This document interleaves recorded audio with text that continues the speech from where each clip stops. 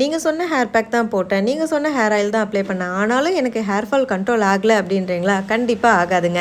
இன்னைக்கு என்னோட hair care சேலஞ்சில day 17 hair pack, hair oil apply பண்ணுறது 75% ஒர்க் ஆனாலும் ஹெல்த்தியான ஃபுட்டு வந்து இன்டேக் எடுத்துக்கிட்டோம் அப்படின்னா தான் 100% ரிசல்ட் வந்து கிடைக்கும்.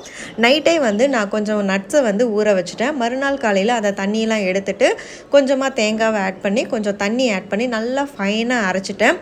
இந்த நட்ஸ் ஸ்மூத்தியில் பார்த்தீங்கன்னா அயனு, கால்சியம், ப்ரோட்டீன்லாம் அதிகமாக இருக்கிறதால ஹேர் ஃபாலையும் கண்ட்ரோல் பண்ணி ஹேர் க்ரோத்துக்கு மட்டும் இல்லாமல் ஸ்கின்னுமே நல்லா ஷைன் ஆகிறதுக்கும் ஹெல்ப் பண்ணுங்க. எனக்கு ஒரு கிளாஸ், பாப்பாவுக்கு ஒரு கிளாஸ் எடுத்துக்கிட்டேன். காலையிலே வந்து சுட தண்ணி வச்சுட்டு இன்றைக்கி அந்த ஹீட்லேயே வந்து எனக்கு பலாப்பழம் சீடு இருக்குது இல்லைங்களா, அது வந்து சுட்டு சாப்பிட்ணுன்னு தோணுச்சு. 90s கிட்ஸோட favourite. என்னோட பாட்டி வந்து எனக்கு இந்த மாதிரி செஞ்சு கொடுப்பாங்க. அதை சாப்பிட்ணும் போல் செஞ்சதால் இன்றைக்கி ஸ்நாக்ஸ் வந்து இந்த பலாக்கொட்டை சீட்ஸ் தான் வந்து நான் சாப்பிட்டேன்.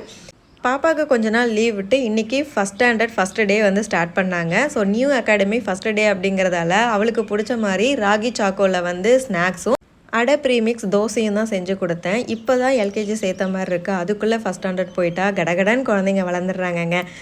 இன்றைக்கி வந்து நம்மளோட அன்பு மகள் ப்ராடக்ட்டில் ஃப்ரீ கிஃப்ட் ஆஃபர் வந்து முடியுது. ஸ்க்ரீனில் இருக்க வாட்ஸ்அப் நம்பருக்கு மெசேஜ் பண்ணி உங்களுக்கும் வேணா வாங்கிக்கோங்க. இருப்பதை வைத்து இன்பமாக வாழலாம். தேங்க்யூ.